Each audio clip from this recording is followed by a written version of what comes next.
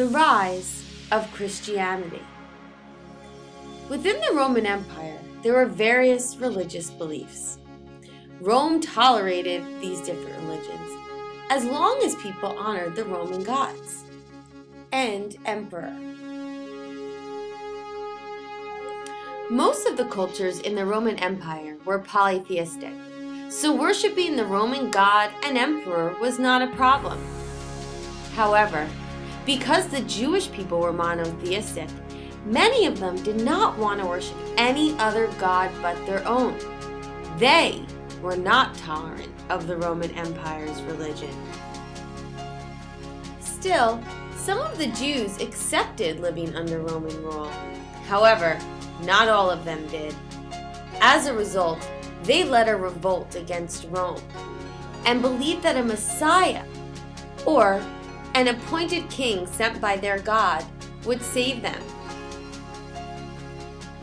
The Jewish people believed that a Jewish man named Jesus was their Messiah. Jesus preached a new religion called Christianity. Jesus himself was a Jew, so naturally, his teachings were rooted in Jewish tradition. For instance, he believed in one God and the 10 Commandments. However, Jesus also preached new Christians' beliefs. He taught the need for justice, morality, forgiveness, and service to others. He also preached that he was the Son of God. Jesus spread his belief through parables, or short stories he told to his disciples. He also chose 12 apostles, meaning persons set forth, to help him spread his message. However, Roman rulers felt threatened by Jesus' teachings and his beliefs. After all, he instructed his followers not to worship Roman gods and Roman emperors. Instead, he instructed them to worship one God. To the Roman authorities, Jesus was a threat because his speeches could inflame those eager to end Roman rule. Eventually, Jesus himself was condemned to death by Roman rulers. When Jesus died, it was up to his followers to continue to spread his message. Paul was one of those followers. He was one of Jesus' most devoted disciples. He carried Jesus' messages throughout the Roman Empire. Christianity was no longer just for those Jewish followers.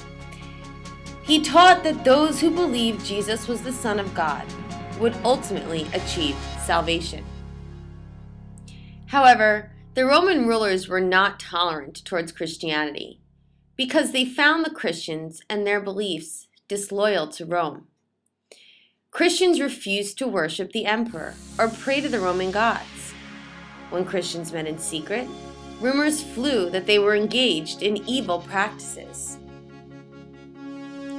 Roman rulers started blaming Christians for social or economic problems within the empire.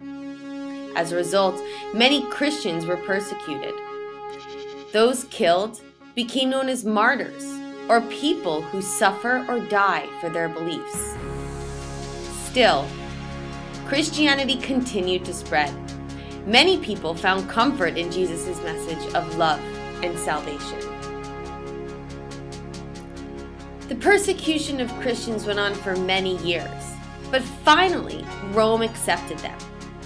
It was during the rule of the Emperor Constantine, who was the ruler of the Eastern Roman Empire. Constantine issued the Edict of Milan, which granted freedom of worship to all Christians. Years later, Christianity became the official religion of the Roman Empire.